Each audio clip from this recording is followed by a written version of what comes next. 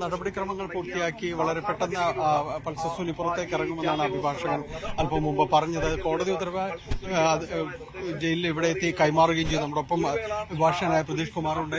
നടപടിക്രമങ്ങൾ പൂർത്തിയാവും? എല്ലാം പൂർത്തിയായി. റിലീസ് മെമ്മോയും കൊടുത്തു. ഇപ്പോ വരും. കോടതി ഉത്തരവടക്കം കൈമാറി.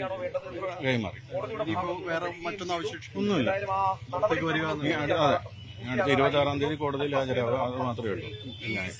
എല്ലാ ഉപാധികളും കൃത്യമായി നോക്കുക. അത് വേണം. അതില്ല എന്നുണ്ടെങ്കിൽ ബുദ്ധിമുട്ടാവും. ഉപാധികളെല്ലാം കൃത്യമായിട്ട് പറഞ്ഞ് മനസ്സിലാക്കിയിട്ടുണ്ട്. അതെല്ലാം അങ്ങനെ തന്നെ പാലിക്കണം. ഈ പറയുന്ന പോലെ പ്രധാന ഇത് മാധ്യമങ്ങളോട് സംസാരിക്കരുത്. പിന്നെ ഈ ജൂറിസ്ഡിക്ഷൻ, എറണാകുളം ജൂറിസ്ഡിക്ഷൻ വിട്ടുപോകരുത്. മൊബൈൽ ഫോൺ യൂസ് ചെയ്യുന്നെങ്കിൽ അതിൽ ഒരു സിം യൂസ് ചെയ്യാവും. ആ സിമ്മിന്റെ നമ്പർ കൊടുക്കണം. അങ്ങനെ തുടങ്ങി. പിന്നെ റൂറൽ എസ് പിയോട് ഇദ്ദേഹത്തിന്റെ പ്രൊട്ടക്ഷൻ അത് കോടതി പറഞ്ഞിട്ടുണ്ട്.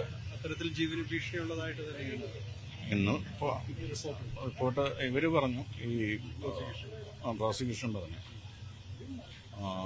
ഇതൊക്കെയാണ് പ്രധാനമായിട്ടുള്ള ഉപാധികൾ. അതിലേതെങ്കിലും പാലിക്കാണ്ടിരുന്നു കഴിഞ്ഞാൽ ബുദ്ധിമുട്ടാവും. പിഴ ശിക്ഷ ഒഴിവാക്കണമെന്ന് ഒരു അംഗീകരിച്ചിരുന്നില്ല അല്ലെ? തുടർച്ചയായിട്ട് ജാമ്യം നൽകണമെന്ന് ആവശ്യപ്പെട്ടുകൊണ്ട്. അല്ല, അത് സുപ്രീം കോടതിയുടെ